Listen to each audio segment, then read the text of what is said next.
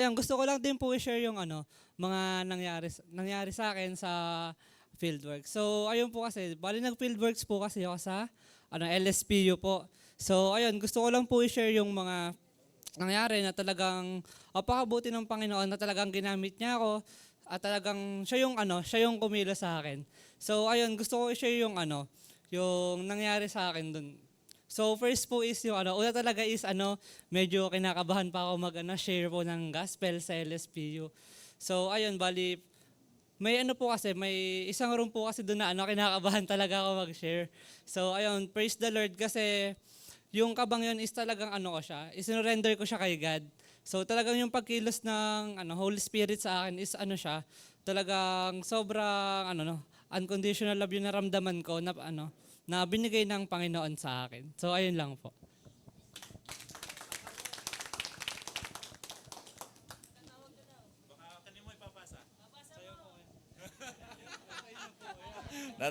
Si ano ba, mapagte-testimony ba si ano? Si GJ? Short lang naman GJ, don't worry. Yan. Si DJ alam naman natin lahat, 'di ba? He is from CTTP sa Cagayan, tama? Nandito yung papa niya last few days, no? Sayang di nakaabot ng graduation ni GJ. Ay, ng culminations, no? But praise the Lord na yung journey natin with CTTP until now ay tuloy-tuloy naman po. GJ, you want to share something sa anything? Wala na yatang nag-self-dev dito. Tingnan mo nga kung may nag-self-dev ba. Ayan po, grace and peace po sa ating lahat. Gusto ko lang po i-share yung experience ko rin po sa fieldwork. Nung first day po, unang beses ko rin po mag-share talaga ng one-on-one sa campus po, sa kabuong ganun po. Yun po, meron po yung ganun ng kaba at ganun po ng ah, may comment po yung nasharean ko patungkol sa pag-share na i-take it to heart po. So, talagang tinake it tinake into heart ko naman po yung advice niya. So, nung next day na po, talagang nawala na po yung, meron pa rin pong kaba, pero nawala na po yung parang iniisip masyado yung i-share na hindi na talagang galing sa puso yung pag-share na ah, pinaramdam rin sa akin ni God ang joy rin ng pag-share talaga ng gospel sa ibang tao. Yan lang po.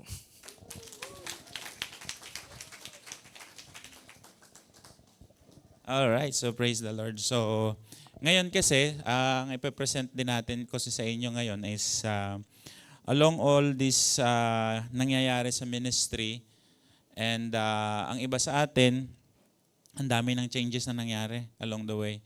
After after pandemic, nag-resume tayo, ang daming sitwasyon, ang daming nag-change. Yung iba medyo confused, yung iba hindi ko na alam kung nasaan na ako ngayon. Ano na bang nangyayari yung iba? Yung iba naman nakaka-proceed, nakakasabay. Pero ano ba ang meron dito sa lahat ng ating ginagawang ito pertaining this ang daming changes, no? And paano ba natin ito patuloy tinitingnan as the whole body of Christ, as the New Testament church? This is critical, this is crucial part of our journey sa ating walk spiritually. And ngayon siguro, mabigyan po sana natin ng liwanag ito through the guidance and leading ng Holy Spirit that each one ay talagang makita natin ano yung pinaka-core ng lahat ng ito. Kasi yun yung po yung mahalaga na maunawa natin, the core. Kasi without that core, ay pwede tayong maderail sa lahat ng ating ginagawa. Even then na ikaw ay ginagawa mo mismo yung mga processes, method na meron tayo, we can be derailed. No? So with that, tayo po muna ay manalangin bago po tayo mag-start ng ating presentation. Let's pray and give this time to the Lord. Our dear and mighty Father, you are sovereign. You are King of kings and Lord of lords. You are almighty. Lord, bring us back, Lord, yung fear that we have because of your holiness. Because you said in your word that the fear of the Lord is the beginning of wisdom. So Lord, help us na muli na masumpungan namin yun, Panginoon. And makita din po namin yung essence ng relationship namin sa iyo, Panginoon, sa lahat ng ginagawa namin sa ministry. At hindi ang maging focus namin ay yung ginagawa namin, but rather yung relationship po namin sa iyo, Panginoon. That's the most important things, O God. And once the teacher of the law asked the Lord Jesus, what is the greatest commandment? And also, how we can inherit the eternal life. And simple lang ang sagot ng Panginoon. Love the Lord your God with everything that you have, and love your neighbor as yourselves. So Father, ibalik mo po kami lahat doon, Panginoon. And let your name be glorified and magnified in our midst, O God. At ngayon, Panginoon, ay ang banal na Espiritu po ang magbukas sa aming kaisipan ng lahat ng mga bagay na dapat mong ituro sa amin, O God.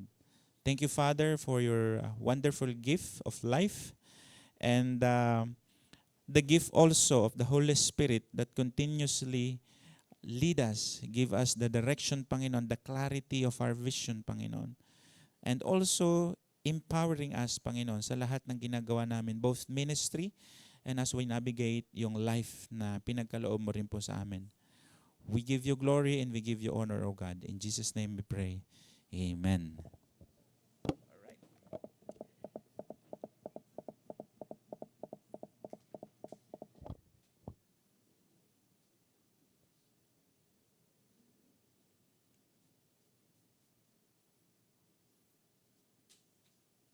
As I have mentioned po kanina. Yan. Okay na. What have we gone through sa after pandemic? Actually, maraming struggle tayo dito, di ba? Ang dami nating dinaanan. So nakita natin dito ang mga frameworks, nire-introduce natin yung wheel illustration. Nag-introduce tayo ng core curriculum. Maraming nag-struggle somehow. Maraming natuwa sa pag-reintroduce ng wheel illustration. Yung ating discipleship focus, still nandun pa rin sa sell the material, pero paano ba natin siya nakikita ngayon? May bago tayong ginagamit ngayon, yung GMP Evangelism Growth Plan. No? And we have new materials na na-create through time. We have this evangelistic plan. We have this growing in Christ. And maraming devotional. So may devotional tayo bago pa lang mag-CellDev, and bago mag-CellDev mismo, iba rin, may devotional din na ginagamit tayo. So yung sinasabi ko pong devotional, after mag-GIC, meron yun eh. So I think it's from the book of John, tapos yung CellDev is from the book of Acts, right? Kung hindi ako nagkakamali. So ganun po, ang daming nangyari. And then dito rin natin, ni-revise din natin yung mga processes, yung method natin, yung FIC. Okay? We revise some of these topics, no? So, processes, method, nagkaroon tayo ng CellDev. May mga nag-struggle din somehow. May mga natuwa din. May LIPS, may gospel fire tayo na nangyari. Ang dami. And then we have this what do you call this, yung ating ginagawang house-to-house evangelism before. Meron tayong saturation evangelism. Marami din nag-struggle doon. Marami din natuwa. Iba-ibang responses ng mga tao. So, with all those things po, ano ngayon ang ating gustong makita? Ano ang gustong mangyari, no? And then meron din tayo mga new books na na-study, certain kind, and then the rest may mga na-introduce pa tayo. Ang ganda. Actually maganda. Nakakatulong naman talaga siya. And towards the end, ang gusto rin naman natin mangyari, natapos natin yung LIPS, ay hindi baka kailangan kong escape. Naghang? Sorry. Okay. So, nag-LIPS tayo, and then ang ating naging focus naman towards the end of the LIPS is growth result to Christ-likeness. And napag-usapan din natin doon sa review of outcome ng ating LIPS is talagang ang maging pinaka-product talaga din ito ay yung ayaw Naghahang siya. Yeah. Ayan. So to reproduce the right kind of faith and the right kind of disciples. Ito yung ating mga napag-usapan talaga din, ano? And out of that, ang dami natin pinag-uusapan na series of faith, and even yung Sunday worship po natin, nandoon yung ano ng faith, no? Parang di Sunday lang po yata medyo naiba ng konti, no? And then nandun din na-learn natin yung lesson of faith dito po sa centurion, ano? Yung nag-trust kay Jesus, yung faith ng centurion, ano? So ayan, so these were all part of the whole process na may ginagawa sa atin ng God as a ministry. But after all, the realization, understanding, which is, these were all important, no? But these were only the starting point. Crucial as may be, but were not the highest virtues in our intimacy of God. Hindi pa ito. So, kuya, hindi pa ba yun? Grabe, araw-araw na kami nagpa-follow up. And ang point din nito is, how are we going to integrate all those teaching, all those equipping and process in a day-to-day po na nangyayari sa atin? Yung ating obedience by faith in our Lord Jesus Christ, also yung ating ministering sa ating mga kapatid at sa ating family. Paano po natin ito ginagamit? Paano po natin ito ini-integrate sa day-to-day life? Maganda kasi nung CELDEB, marami din maganda ang mga tanong ng mga kapatid. Kuya, paano ba ay a-approach ang mga ganitong kaibigan ko, ang tatay ko? Mga ganon yung mga tanong nila, which is ang gaganda ng mga tanong nila. Na kahit sharean ko yung tatay ko, ganito ang sinasabi sa amin, pero yun nga hindi nakasulat sa libro lahat hindi nakasulat lahat sa material. At makita po natin doon, ang mga nasagot nga namin sa kanila kahapon, continue to love your father. Even then, hindi nila ina-accept ang inyong testimony and evangelism. Continue to love your father because that's the command of God. So, yun ba mga ganun pong mga situations? And even ngayon, sa ministry po na ginagawa natin, dapat unang maintindihan natin what draw us deeper in God is the awakening response of our souls, deepest faculties of delighting in God and loving Him. So, intindihin po nating mabuti at gusto kong i-share din po sa inyo yung quiet time na mga natutunan ko. At itong part ng quiet time na ito, ay partly nag-uusap kami yata dito ni Lorraine, 1 Corinthians 13. One of the, I countered this quiet time and a lot of things ang nireveal sa akin ng God dito in this passage. So until now, winabalik-balikan ko to, wino-workout ko, and then I'm trying to integrate everything about this passage. And I hope, as the Holy Spirit leads, let's take a look at it in a different perspective. And let ask the Holy Spirit to give us an understanding much deeper than before. Ang sabi po dito ni Apostle Paul na sulat niya sa mga taga-Corinthians, if I speak in tongues of men or of angels, but not have love, I am only a resounding gong or a clanging cymbals. If I have the gift of prophecy and can fathom all mysteries and all knowledge, sabi po niya dyan. And, ito pa mas matindi dito na talagang medyo na-catch din talaga ang attention ko, no? And if I have faith that can move mountains, but do not have love, I am nothing. Sabi ko, Lord, what do you mean by this? Anong gusto mong maintindihan ko dito? Matagal ko na itong nababasa. Matagal ko na itong na-encounter this passage. But right now, we are talking about faith. We're talking about processes in the ministry. We love people because we share the gospel because we love them and we want to obey the Lord. Pero Lord, anong ibig sabihin ito? Right?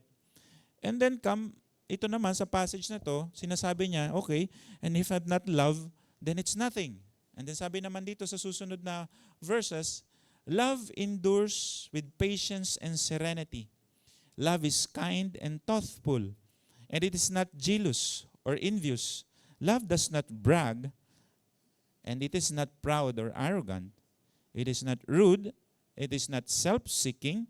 It is not provoked, nor overly sensitive and easily angered. It does not take into account a wrong endured. It keeps no record of wrong. Mahaba na ba yung listahan nyo dyan? Nakailang guhit na ba sila? Nakakadalwa na to, kuya. Okay. Next, let's continue, ano?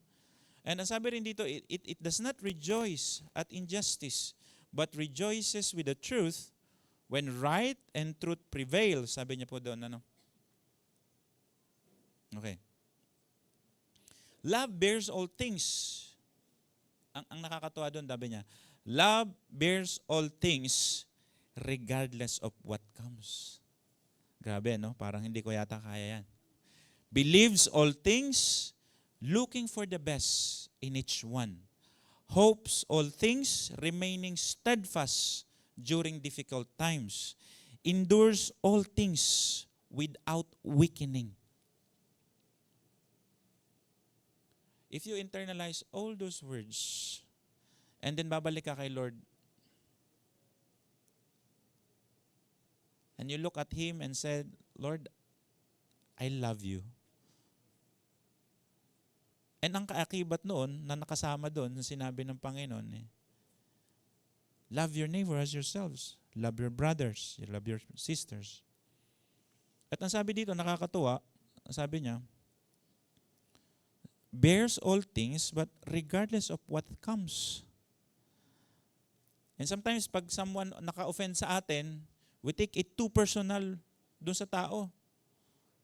Sometimes may mga bagay tayong hindi naintindihan, lalo na kung hindi mo naiintindihan, don't take it against your brothers and sisters.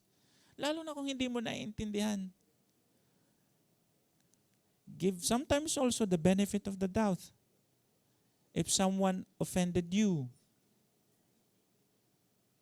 Because we love each other. Iba ang kasalanan, iba yung naka-offend sa'yo, ha? It's a totally different things. You need to look at it in a different way. Okay? And ito pa yung sinabi niya, kadugtong niya, love never fails. It never fades nor ends. Kaya sabi pala ng Panginoon, ang first reference natin ng love na ito ay yung love ng God toward us. That's ang sinasabi ng Bible pertaining to that matter is that no one can separate us from the love of God. Alright? Sabi niya, love never fails. Sabi niya dito, it never fades nor ends. Prophecies will cease. Prophecies pass away. Tongues will cease. Gifts and special knowledge will pass away. But love will still remain.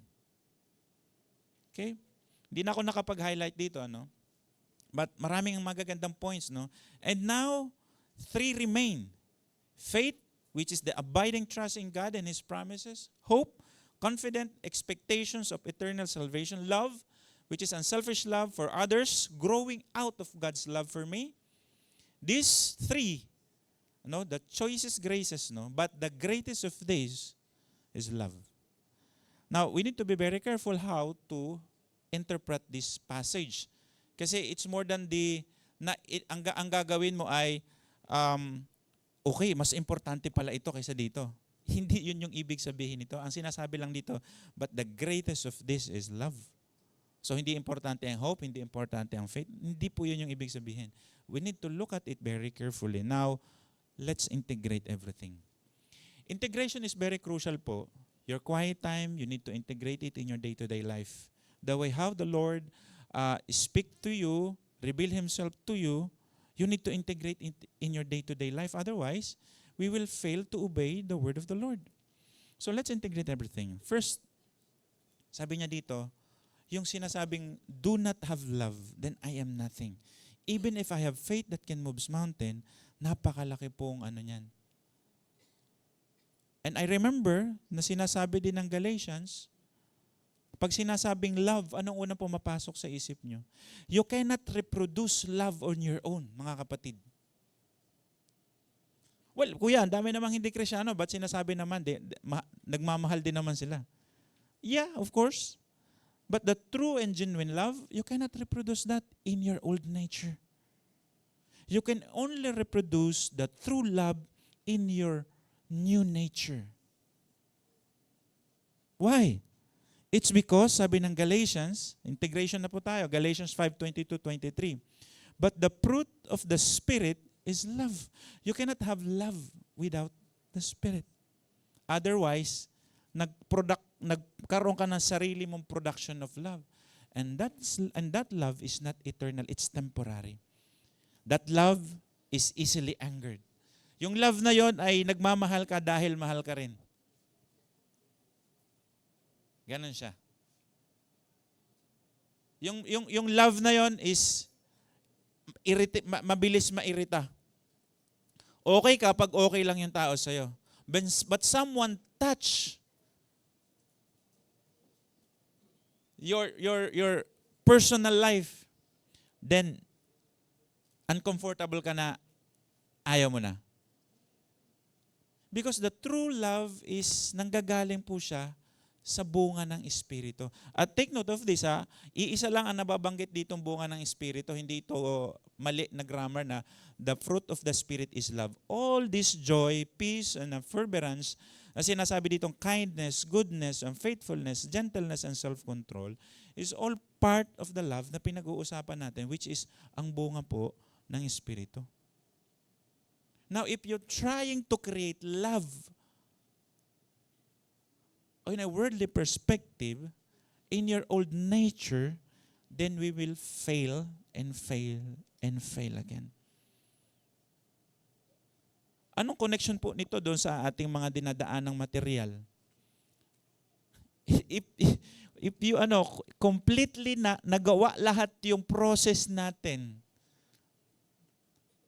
and if not love, and if there is not love, then everything, kahit natapos mo lahat yung completely, mayroon ka pang tama pa yung time duration mo na natapos, but have not love, is actually nothing.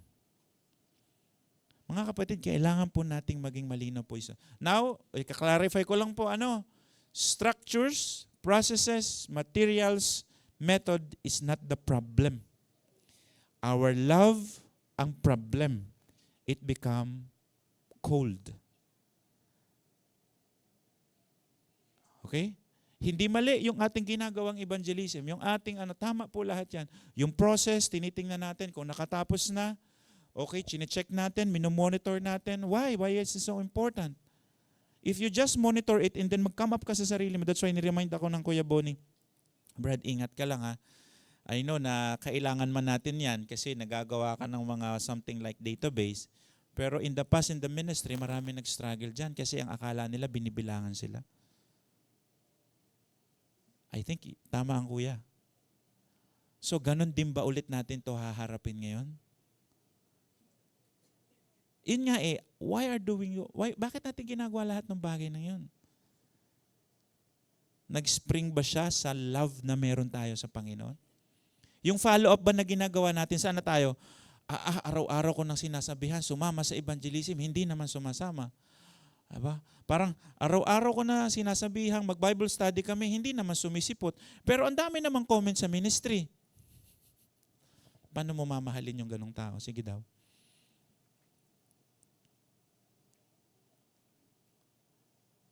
Wala po yung sa librong pinag-uusapan natin. Wala po yung sa material na ginawa natin. It start with your love with God, na yung love ng God na nagtatranscend po sa atin, na re-receive natin, it's also the same love. And that, ang tawag po doon ay fruit ng Holy Spirit. And sometimes, ang dali po natin ma-attach emotionally, may mga dinidil tayong issue, may mga dinidil tayong problem. Ang nangyari, we are so attached emotionally, hindi ka na makapag-focus, hindi ka na makakonsentrate sa pinapagawa sa'yo ng God, kasi may dinidil kang issue, ikaw na distracted ka na, out of focus ka na. Lord, paano ko ba tutulungan itong mga taong to? Ito na naman, may problema na naman. Ikaw, distracted ka na sa problem. Kaya pala sinasabi ng Panginoon, fix your eyes on Jesus, who is the author and perfecter of our faith.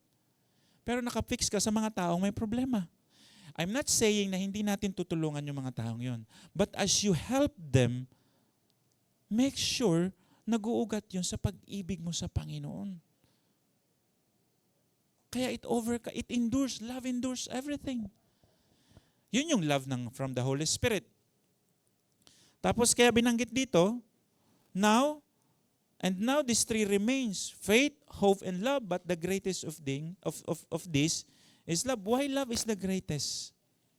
Hindi po pinag-uusapan, mas mag-greatest pa pala siya sa faith. Hindi po yan ang point nito. Why love is the greatest? Huwag po tayong magkamali. It's because, sinabi po ng Bible sa 1 John 4:8, whoever does not love, that does not know God, because God is love. Now you know why love is the greatest, because God is love. Kaya doon po sa isang komentaryo na binabasa ko, sabi ng author, for him, it is a violation para i-explain niya what love is.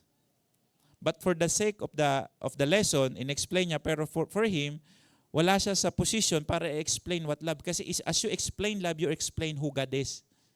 And for you to explain and elaborate who God is, how can you understand who God is? Ang manaiintindihan lang natin kung sino si God is yung sinabi lang talaga ng Bible. Beyond doon, hindi mo na masasakop. No? So that's why love is the greatest, is because God is love. At sinasabi niyo po sa 1 John 4:16, and so now, and rely on the love God has for us.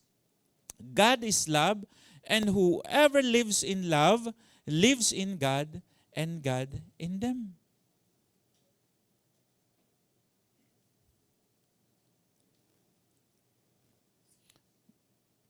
At paano natin malalaman kung tayo po ay namumuhay sa pag-ibig ng Diyos? Simple lang.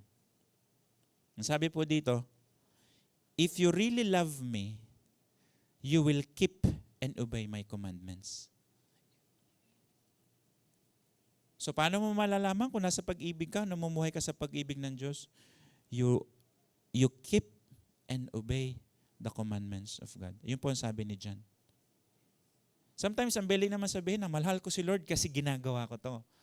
Ginagawa ko tong ministry. Ayan. So as we integrate, ano pa sinasabi po dito? Ang sinasabi niya rin po dito is, ito po, at ano yung command na yun ng God? Dapat balikan natin yung command na yun ng God. Sabi dito, teachers, which is the greatest commandment in the law? So may nagtanong sa kanya. At alam niyo ang sagot ng Panginoon, Jesus replied, love the Lord your God with all your heart, with all your soul, and with all your mind. This is the first and greatest commandment. Can you imagine? Sabi niya, if you really live in love, you will obey my commandments. And someone will ask the Lord, what is the greatest commandment? Nakita niyo yung parang kung may programming loop. Wala kang ibang pupuntahan, balik-balik ka lang doon. God, love, obey, commands, love, God, obey, commands. Loop lang siya. That's how the Bible talks about love of God. That's how the Bible talk about love of God. That's how the Bible talk about the commandments, obeying His commandments, keeping His commandments. Later, we'll integrate it about faith. Kasi baka sabihin nyo, di mas mahalaga ang love kaysa faith. Hindi, sabi ko nga sa inyo, hindi po yun ganun tinitingnan mga kapatid. Right?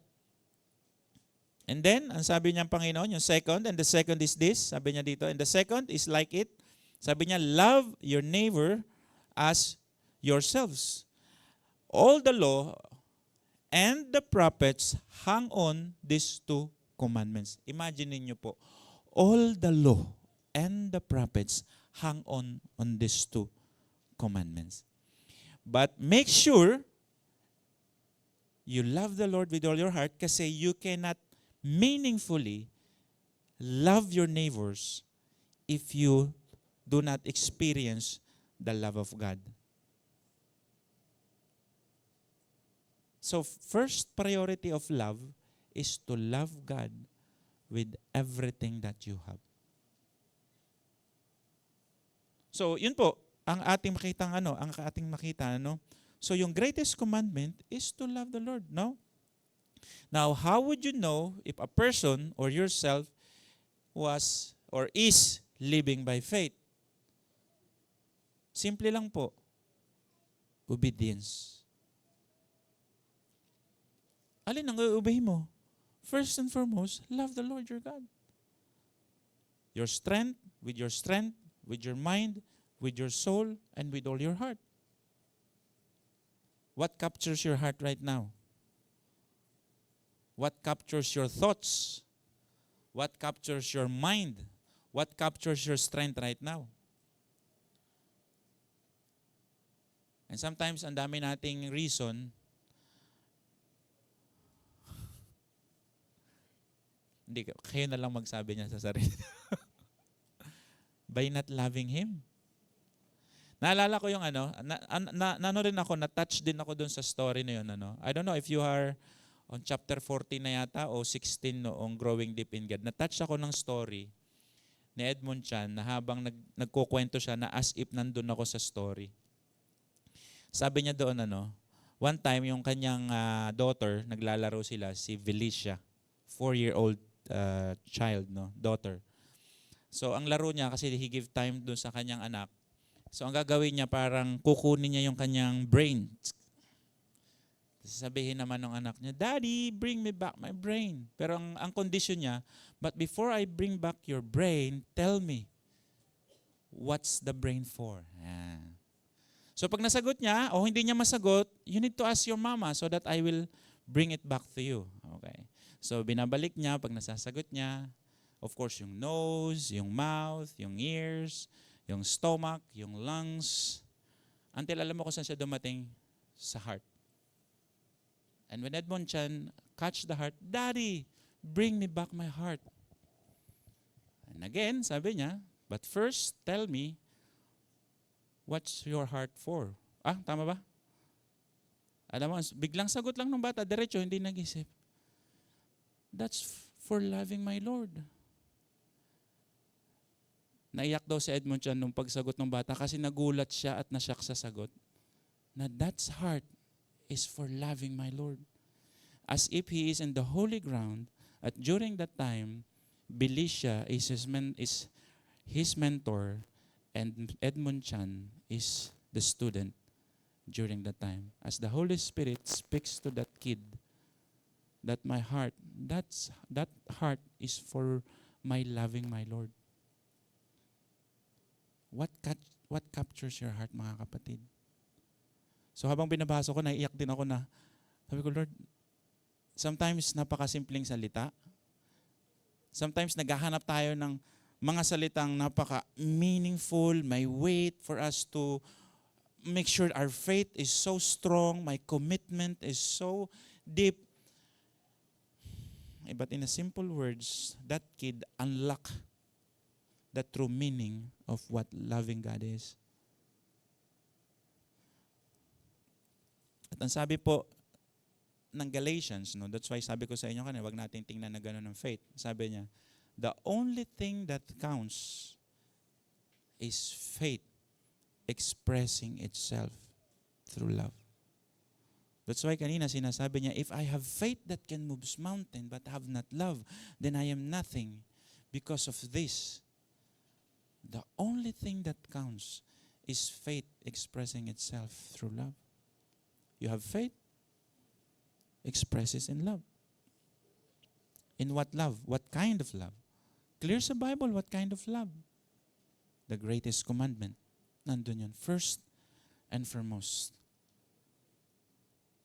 That's why sinasabi ko po ito sa inyo, it's crucial to integrate in our lives, in a day-to-day basis, our walk spiritually, how God is speaking to us. Kaya minsan hindi ka naman nagko-quiet time, chapter after chapter. You need to integrate. You learn how to integrate it. Maganda yun na, of course, may sinusundan kang passage na, next chapter na ako next day. But hindi na tayo ganun . We need to grow up in our devotions, in our relationship with God. Internalize it. Think about it. Pray a lot so that the Holy Spirit will give you understanding. And kanina habang nagsisharing kami sa full time, one of the thing na na-remind ako ng God, minsan ang kulang natin, or ako in a personal level, hindi na lang kayo, ba't ba dinadamay ko pa kayo? Kung gusto niyo sumama, okay lang. Pero ako, nakikita ko ang kulang. And I say to God, Lord, once again, refresh my heart and my mind. Ibalik mo ako doon sa fear of God.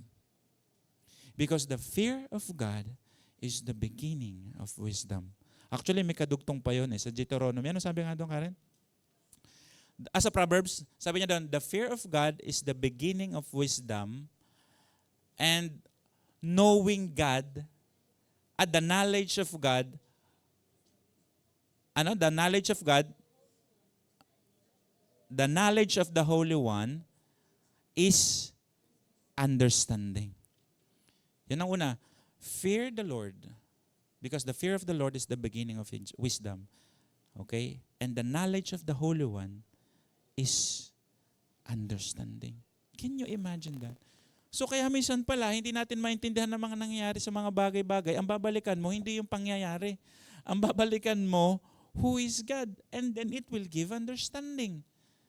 That's why in every situation, anong sinisik mo? Hindi mo maintindihan, bakit ganito ang nangyari sa pamilya ko? Bakit nang ganito ang nangyari sa mga kaibigan ko? Anong babalikan mo? Lord, what's your purpose? Diba? Nandito ako, Panginoon, I am listening. My heart is open.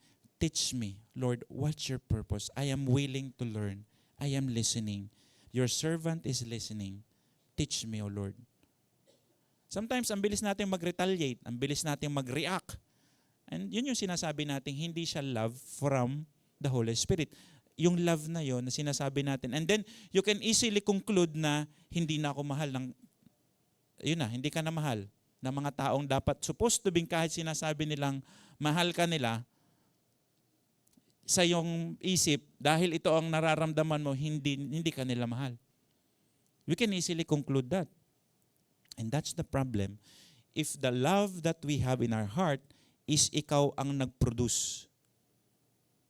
Ni-recreate mo yung love na supposed to be fruit siya ng Holy Spirit. And that's the problem of many believers right now, even in our church. Kasi marami pong kapatid tayo na mga duguan at sugatan. And the same pa rin ang ating pagtatanong, if you really love me, you will keep and obey my commands. Alright? And some of our brethren was on fire, and some of our brethren was on fire in the Lord in the past, may kulang yata akong statement, but now they have grown cold, but by God's grace, they are still in the ministry, but they need to be restored. Marami tayong ganito pong mga kapatid. Tapos they felt, ang ganito na ang feeling nila, they felt judged. Sa dami nangyari sa ministry na changes, sa dami nangyari sa atin na and then they felt na hindi na ako makasabay. Ayan. So they put judgment on themselves na iniisip ng church, ganito ako. Mahirap kasi, may pamilya din ako makakasabay dyan. Yun na yung nararamdaman nila. Even then, wala naman nagsabi sa kanila nun. Yun na yung tingin nila, and they thought, yun yung tingin ng church. Paano mo i-restore ang ganong mga kapatid? They are hurt. At yung taong hurt, nakakasakit din po sila ng iba. And paano ka magre-respond sa ganon? Love. Kung nag-respond sila, ikaw ay napagsalitaan, tapos minsan, di ba, ang tono, sensitive tayo yan. Mataas yung boses pa. Huwag kang mag-respond pabalik ng ganon. Humble yourself before the Holy God. Because you're dealing the person na kailangan po ng love ng God. At if you deal that person the same feelings and emotions na meron po sila, both of you is in the trap of the enemy, si Satan. Both kayo mahuhulog sa hukay na ginawa ni Satan. Don't respond in anger. Respond in humility. Alright? So how can we help them? Paano natin sila tutulungan? Of course, love them, no? Siguro, let me give you a story of this, Once a disciple confessed, his commitment and passion to Jesus. At alam niyo kung sino to? Sila si Peter and some of the disciples. Sabi ng Panginoon dito sa Matthew 4:19-20, "Come follow me," Jesus said, "and I will send you out to fish for people." And at once, they left their nets. Ang kausap niya dito sa Matthew 4, 19 to 20 ay sila Peter and his brother Andrew. So was casting net into the lake, for they were fishermen. And then na-meet nila si Jesus Christ and sabi, "Come, follow me, and I will make you fishers of men." And at once, sabi niya dito, at once, they left their nets and followed him. And I believe, yung mga kapatid din natin minsan, once in their life, they are in that peak. They are in that fire and passion and serving the Lord. Pero nawala, hindi nawala, nag-grow cold yung ganong passions, yung ganong commitment. Once sa life din ni Peter, dineclare din niya, but Peter declared, even if I have to die with you, I will never disown you, Lord. Okay? At ang sabi din dito sa passage na to, and all the other disciples said the same. And you know what happened? You know what happened? It's because after that, Peter denied the Lord 3 times. Why? Why na in our journey, you are sure na tinanggap mo ang Panginoon from the very beginning, now, ito, nasa stage ka ng journey mo, tapos nasa dulo ka na, and then still ang love pa rin ay tinitest. Love ay tinitest. According to Deuteronomy chapter 13 verse 3 to 4. Ano po sinasabi dito? The Lord your God is testing you to find out whether you love Him with all your heart and with all your soul. It is the Lord your God you must follow, and Him you must revere. Keep His commands and obey Him. Serve Him and hold fast to Him. Ang ganda po ng passage na ito. Kumbaga, wala ka na. Yan lang ang outline ng message mo, complete. First thing first, God tests our love for Him. Next, He tests whether our love is true. Hindi lang siya love emotionally, love siya with all your heart and with all your soul. And ano sa verse 4? Ang ganda po. Ang ganda ng pagkakasunod-sunod. And it is the Lord your God you must follow. Next, and in Him you must revere. Next, keep His commands, and not just to keep His commands, and also, sabi diyan, obey Him, serve Him, and hold fast to Him.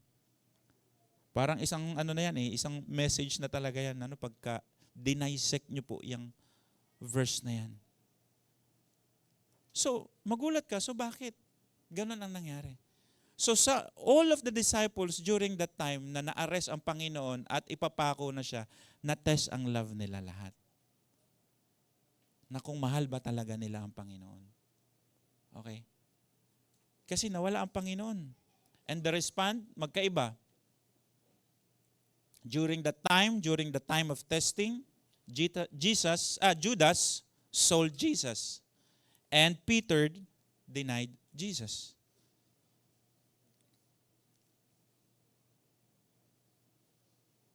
So, yun yung testing na ginawa ng Panginoon. And also, out of this testing, lalo na magsa-surface din ang laman ng puso. And you know ano ang response ni Judas?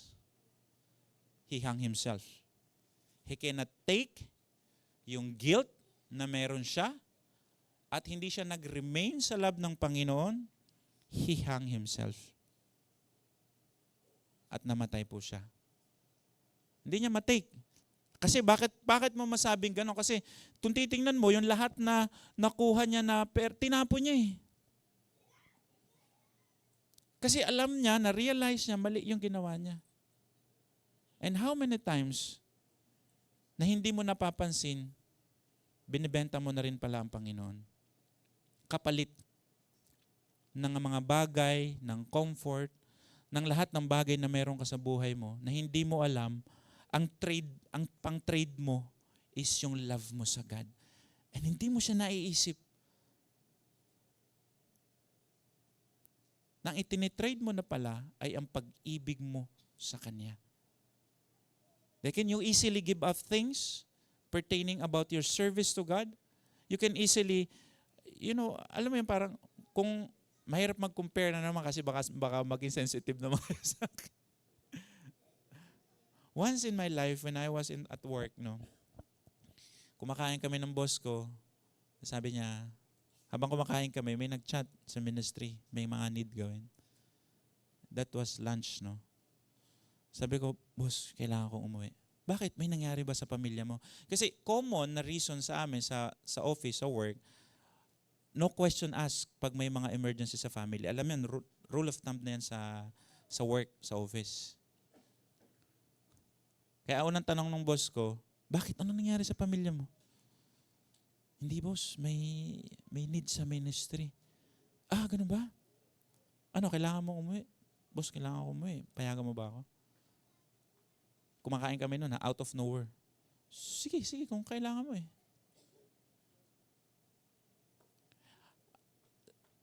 I'm not saying, and hindi ko po binibigay sa inyo yung ako mismo, pero you know how God and the soul and the spirit is connecting to each other, that you give importance yung ginagawa mo sa Panginoon, that even in those kind of situations, kasi hindi mo siya maiisip kung wala siya sa heart yung love mo sa Kanya and sa body ni Christ. Hindi mo yun maiisip, never na magsagi sa isip mo yun.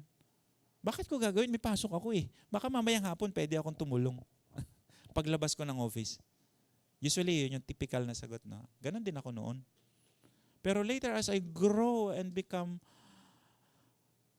alam mo yun na kita mo, obvious sa'yo na totoo ang God, yung pag-ibig niya itotoo sa'yo, and whatever happens, you endure. Because love endures everything, and love never fails. And that's what happened to Judas. He sold the Lord Jesus Christ. And many times, ang tinitrade natin sa maraming bagay sa buhay natin, tinitrade natin yung ating relationship sa Panginoon. Ipinagpapalit, no?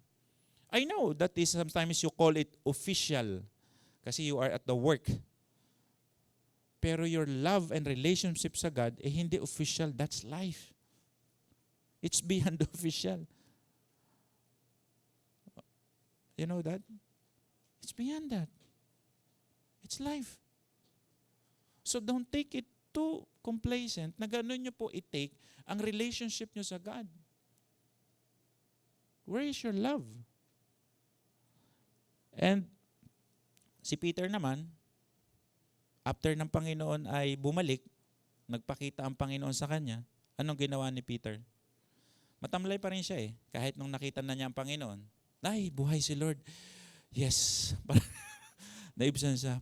Kaya lang hindi niya alam paano haharap ulit siya, paano yung nangyari sa kanila. May closure ba yung nangyari sa kanila? Paano kaya nangyari?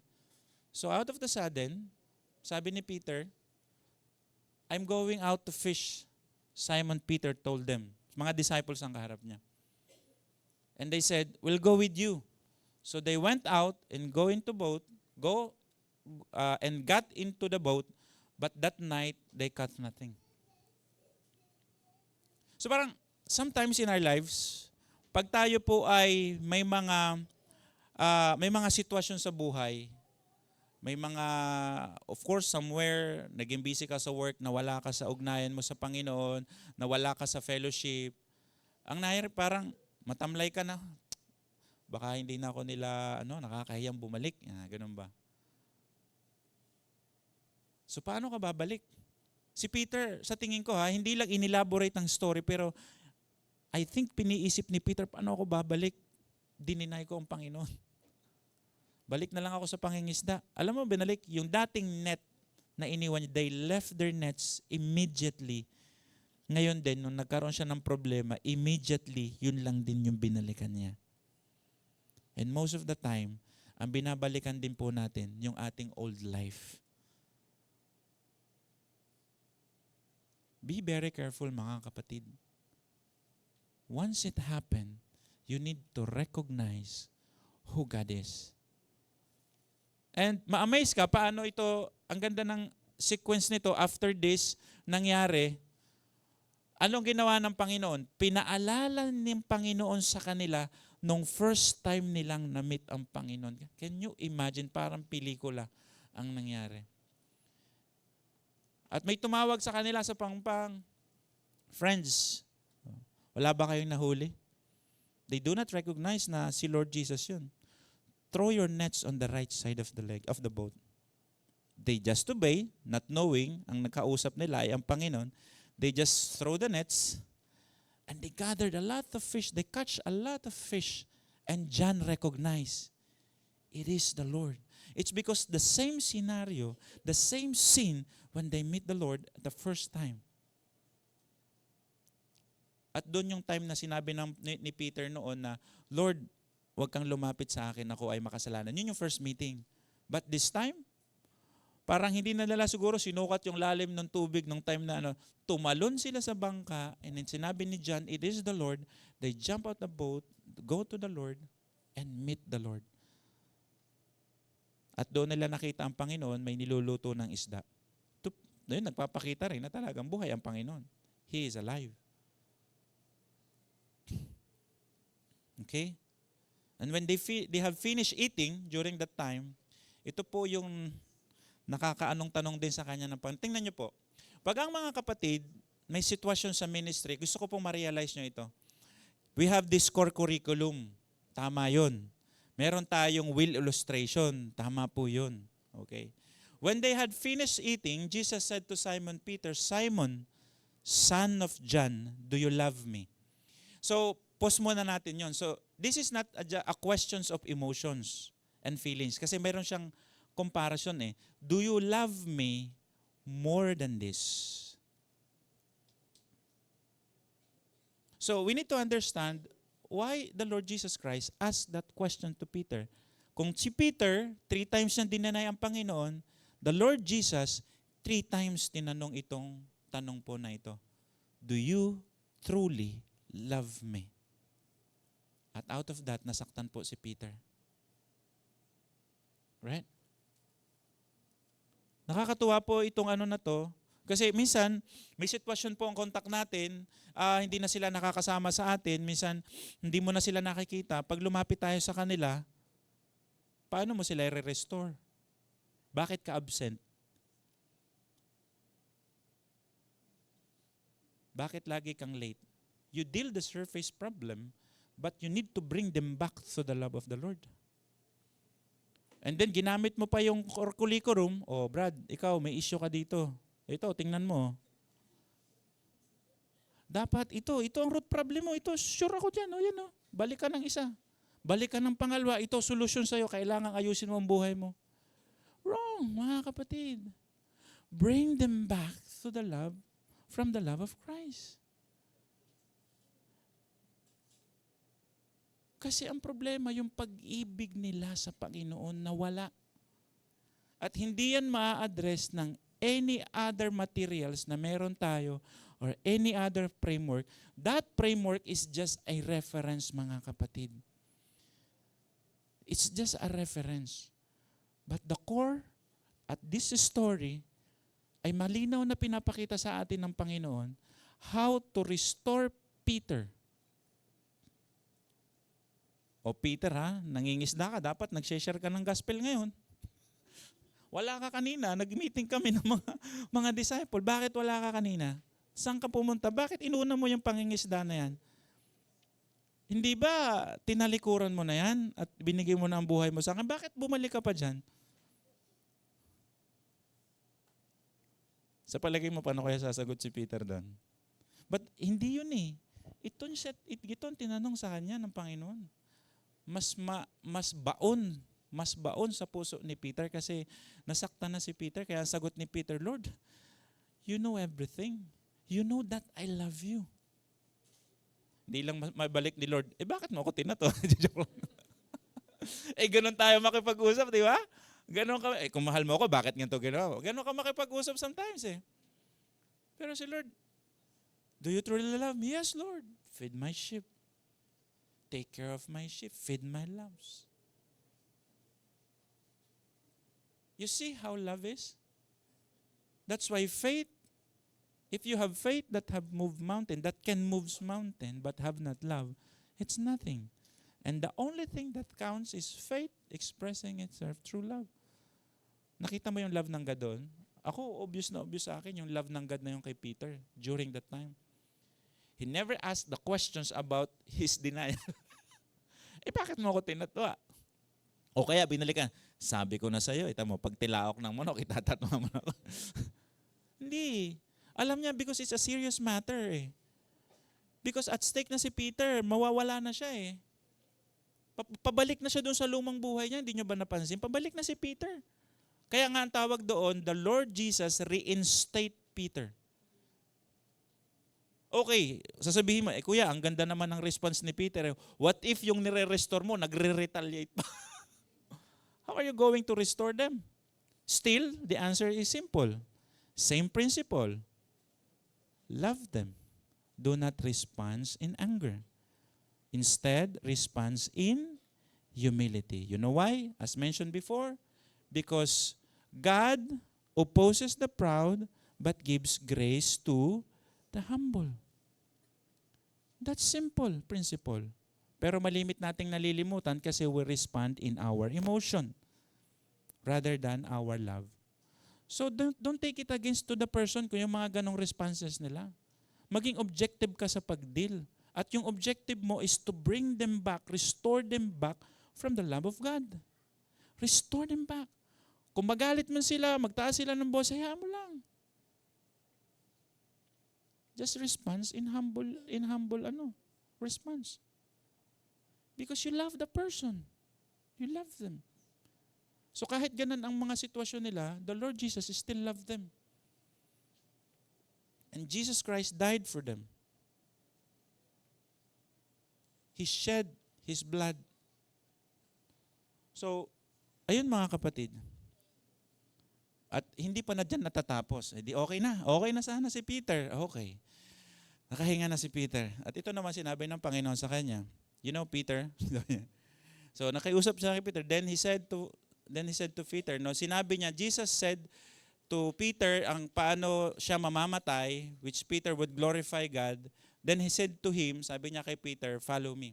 So in-express niya, sinabi niya, Peter, gantong klaseng kang mamamatay, ganyan. No? Hindi pa natapos eh. Then, kasi nga, may ano pa si Peter dyan eh, may baggage pa konti eh. No? And then Peter turned and saw the disciple whom Jesus loved was following them. Okay, ayan. So hindi pa tapos si Peter dyan, hindi pa tapos ang lesson ni Peter dyan. This was the one had leaned back against Jesus at the supper and said, Lord, who is going to betray you? When Peter saw him, talagang si Peter, he asked the Lord, Lord, what about him? Natawa siya. Bro mo yung drama ng story when God trying to restore Peter. So nakahinga ng kaunti si Peter. Akala mo tapos na yung lesson. And there, ito pa. Kaya minsan, wag mong iisipin na, na-restore mo na yung tao. May kasunod pa yan. Kailangan mong mag-endure. May kasunod pa yan. At anong sabi ni Peter? Iba naman ang binalingan ni Peter. Lord, what about him? Sometimes people, they just, alam mo, sa ministry, ituturo, bakit siya? Bakit ako ganito? Bakit siya ganon? Alam mo, ang sagot ng Panginoon. Matuwa ka, no? From a loving, ng Panginoon. Diretso rin sumagot ang Panginoon. Then he rebuked Peter. No? Jesus answered, sabi niya, if I want him to remain alive until I return, what is that to you? Kasi yung sinabi niya ng huli, follow me, sabi ng Panginoon eh. Ang sabi ng Panginoon pa rin sa kanya, you must follow me. Huwag ka tumingin sa iba. So sinabi niyang, you must follow me, yung sinasabi ng Hebrews, babalik tayo doon eh. Fix your eyes on Jesus, who is the author and perfecter of our faith. Kasi kung nakatingin siya kay John, matitisod siya, bakit siya ganun? Ako hindi ganun. Ba't magkaiba kami? Bakit hindi kami parehas ng suffering? Bakit siya ganun ang suffering?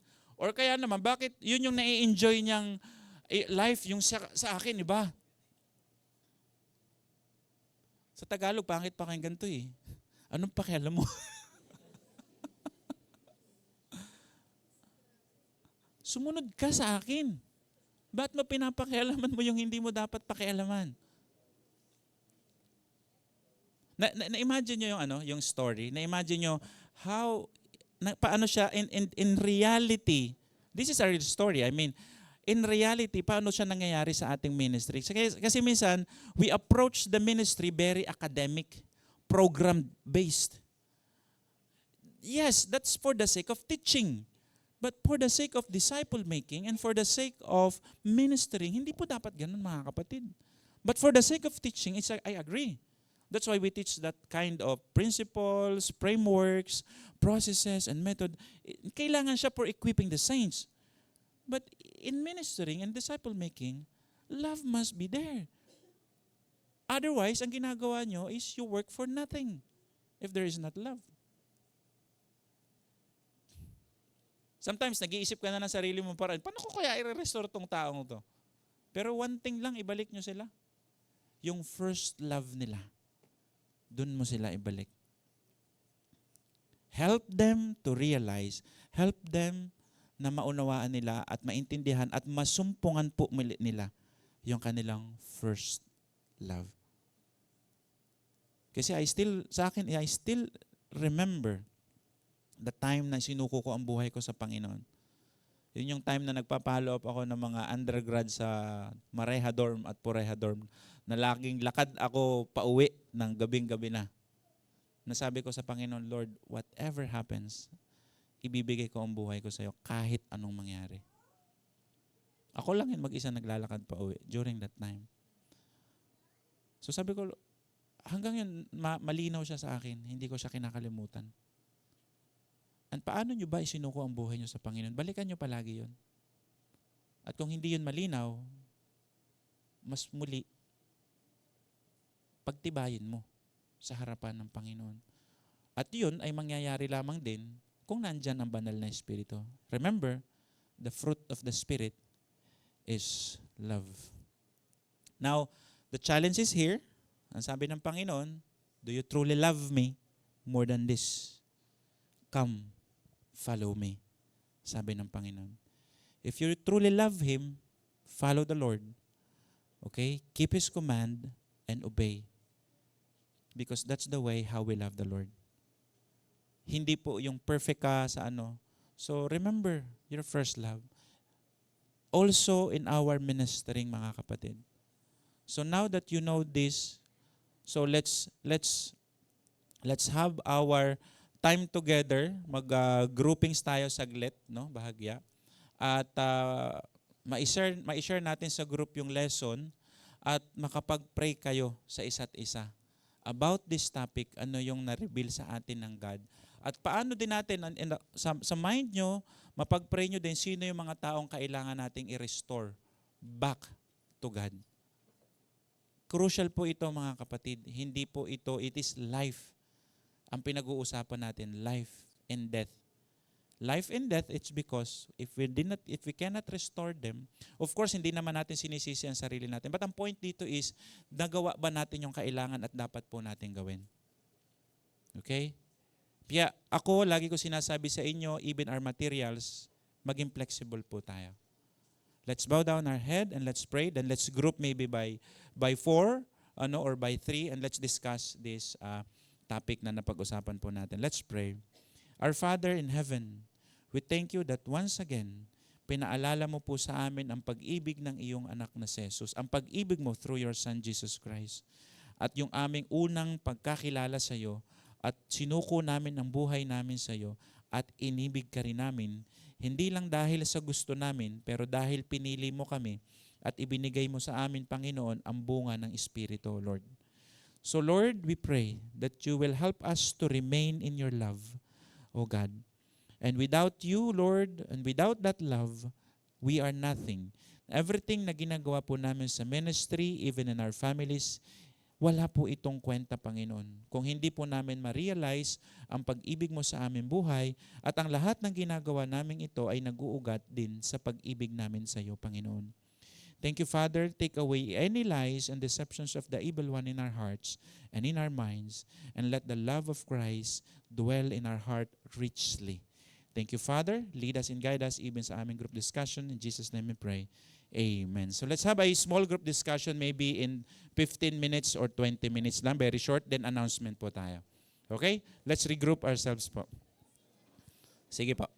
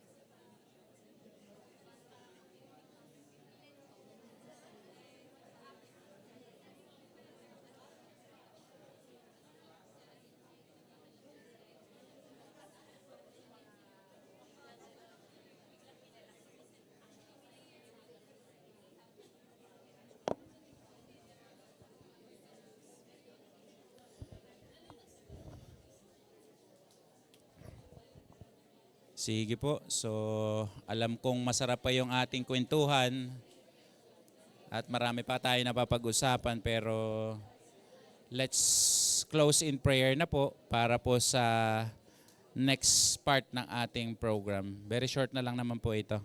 Okay? So tayo po ay manalangin. Let's pray, our mga kapatid. Father in heaven, we thank you, Lord, for this opportunity na muli ay nireveal niyo po sa amin ang tunay mong pag-ibig sa pamamagitan po ng iyong salita. Patuloy na ikaw po ang humawak sa bawat isa sa amin at patuloy na kami po talaga ay manatili sa iyong pag-ibig, Panginoon. Maging malalim ang aming ugnayan at pagkaunawa sa iyo pong mga salita, Panginoon. At ibalik mo po sa aming mga puso at isip yung joy of salvations na natanggap po namin mula kay Kristo Jesus. Ibalik mo rin po kami doon sa state ng fear of God and knowing who God is in our lives, O God. So thank you, Father, for this opportunity, O Lord, and we give you glory and we give you honor. In Jesus' name we pray. Amen. Sige po, no? So thank you, and then we will proceed po sa announcement. So kanina, just to clarify, no, maganda rin palang may nagtatanong, no? So may mga natanong lang kanina, habang nagse-session din kayo, may nag-clarify lang. Ang ibig sabihin daw ba na bring them back to God ay wala sila kay God? Hindi yun yung minimin, ano? Ang minimin is that, baka lang tanong danto ng iba, ang minimin is that maybe wala sila doon sa totoong pag-ibig sa Panginoon. So yun yung kailangang linawing mabuti. And sasabihin nga natin, ako din ina-advise ko, no? Minsan parang tayo pagkausap sa kanila, parang iniisip natin may mga inputs tayong pwedeng ibigay. Pero minsan po, alam nyo yon, yung makinig ka lang sa kanila, pakinggan mo lang ang lahat ng sinasabi nila kahit masasakit na salita ang maririnig mo, and then sa dulo, you lead them to prayer. Because walang ibang best tools pa rin at best na help para sa kanila kung hindi po ang banal na Espiritu. So minsan, yun tayo, may mga advice, okay naman, counsel is good din naman po mga kapatid. Pero for me, pagka wala po talagang direct at saka clear na revelation ng God pertaining sa matter na ino-open ng isang kapatid, nahayaan ko lang siyang magsalita at sa dulo, wala naman talaga akong masabi, and I lead the person to prayer. And sometimes, pag nakita pansin niyo po yung mga tao ay talagang hurt na hurt siya, for sure, hindi agad yung tatanggap ng advice. Better to pray the person. Right there and there, after nyo makapag-usap, pag-pray mo diretsyo na ang God at ang Holy Spirit ang magbigay ng clarity ng lahat ng mga issue na na-open niya. So, yun po, may mga may nagtanong lang sa kanina, so baka yung iba sa inyo tanong din, that's why add na lang din po natin. Kaya nga yung iba sabi nga kanina, paano nga yung kuya? So sila nga, sasabihin nila, nagko-quiet time din naman sila. Pero paano mo masabi yung kuya na paano nga natin makita na nagko-quiet time naman sila, pero ba't ganun din yung mga responses nila? The point here, sabi din ng Timothy, di ba? They are always learning but never able to come to the knowledge of the truth. So that's why you help them even then they do quiet time, attending the church or the ministry, help them to come to the knowledge of the truth. Yun yung come to the love of Christ. So maintindihan at manawaan nila yung love ng Panginoon. Alright? So with that, so praise the Lord. And siguro, we will have our last, last cell charger maybe, sa December 16. 16 ito. So last cell charger na po ito sa December 16. So those who are still here ng December 16, sino bang magbabakasyon dito uwi ng probinsya? Nandiyan pa ba kayo ng 16? Nandito pa. Praise the Lord. Praise God. So sige, magkita-kita pa tayo ng 16. So last cell charger natin 16. Alright. And then, next, may announcement pa ba tayo? Still, each one of us, alam nyo, it's an opportunity for us na makapakinig po tayo ng salita ng Panginoon at ma-encourage tayo sa small group sa quiet time po every Tuesday. So let's tutor our soul and our heart to continuously na mag-listen sa salita ng Panginoon. Pag sinabing tutor, Kailangan mo talagang turuan ang puso mong makinig kasi ayaw niyan ng flesh, ayaw niyan. So, kailangan mo siyang turuan. Alright, next. So, we will have this coming Saturday, we will have our day in prayer and fasting. Baka ito po, ayan, 6 to 11. So, let's invite everybody dito sa ating prayer and fasting po nitong darating na December 7. So, this is open to everyone. Right? So, once a month lang po ito. And then, right after that time, no, meron pong sa hapon naman, meron teachers equipping workshop. I don't know kung dito rin dito sa third floor or doon dito sa baba. So, hanapin nyo lang daw po si Ate Karen at saka si Paula, si Ate Paula. Alright. So, para po dito. Saan to? Sa baba o dito sa taas? Third floor. Alright. Ayun pala. Alright, next. May registration doon na 100. Then, water baptism this coming Sunday naman sa ATS Farmyard. Ilan na kaya ang nagkalista? 9. Okay, so 9 na daw po ang nakalista. So magkita-kita po tayo dito sa LA Center ng 1:30 para sabay-sabay na po tayong pumunta doon. Kung kasama man ang mga BS leader, so carpool na lang din po tayo. Mukhang kakasya naman tayo sa sasakyan. Right? Next. Still, we are announcing this icon sa ano po, sa ating dito sa South Luzon, ano po, sa February 6 na po yan. February 6 to 9. 2 nights, no? And December 15 yung deadline ng 50% na down payment natin sa dito sa sa Word of Life. So, please pray sa ating pong activity na ito na ma-unite din po talaga tayo. Kasama natin dito ang Batangas, ang Bicol. And then magpatuloy po tayo mag-raise ng funds. Ano po? At magkaroon po ng ating mga personal note. So, fundraising. Nakausap ko naman ang Kuya Bon. Magre-release po tayo ng controlled solicitation letter. Pero wala po tayong mag-solicit sa member ng ministry. Kung magsusolicit, sana sa relatives. Na mga, alam mo, kapatid nyo, alam nyo namang able naman. So, per outreach po ito.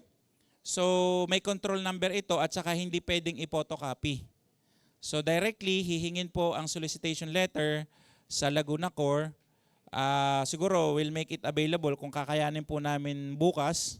We'll make it available na ito bukas. Not sure. Pero dapat yan ay may control number. So, kung ano man, so office pumunta dito sa baba. Diyan naman siguro si Miss Paula. Yan. Andiyan si Ate Paula. So, maglagay tayo kasi ang control number naman ay handwritten na din. Then may signature ko lang po. Yun po yung atin. So, bawal sanang i-photocopy. Huwag po sanang i-photocopy. And then, as much as possible, ay, ano pong tawag natin dito? Ay huwag sa member ng church. Now, paano kung abroad? Papadala mo soft copy. Pag-usapan natin separately, pag-usapan namin ni Yuan. Halimbawa, may mga kapatid kayo abroad naman na gusto nyo padalahan ng solicitation letter. So, I think it's naman. So, yun po. So, make sure lang na wag tayo maging loose sa paghawak po natin ng solicitation letter na gagamitin po natin for this icon. Alright, next. So, ito po, ang nangyari na yung cell dev, cell charger, ngayon yan. So, day in prayer sa Saturday. And Saturday din yung equipment baptism mo. Yan, para po mapag-pray po natin. Then, evangelism conference na 50% down payment. Alright? Meron pa ba? Next? Wala na po? Wala na? Alright. So, let's all rise up and let's close in prayer, mga kapatid. At yung iba pang may pagkain sa baba, so may pero pa yata doon. Ano po? Tayo po ay manalangin, mga kapatid. Our Father, You raise us, O God, with your love, Lord, and the faith that we have in the Lord Jesus Christ. Even all these activities na meron kami, Panginoon, help us to understand this. We also unite the body in faith and in spirit, O God, as we continue to grow each one, Panginoon, and help each one para po mag-mature kami bilang iyo pong anak, O Lord, at maging wangis kami ni Kristo, Panginoon. Tulungan mo kami, Lord, mag-provide po kayo, Panginoon, ng mga resources na kakailanganin namin for this icon, Lord. As we continue na i-equip ang body, Panginoon, at marinig din po ang testimony of faith ng bawat kapatid dito po sa Icon at matulungan po kami sa aming mga walk spiritually ay talagang maging ganap po ang buhay namin kay Kristo. Salamat po sa buhay ng aking mga kapatid, Panginoon. Patuloy na pagpalain mo po ang bawat outreach leaders, core, and members, Panginoon, at sa lahat po na kanilang tinutulungan ng mga kapatid para lumago bilang iyong mga anak, Panginoon.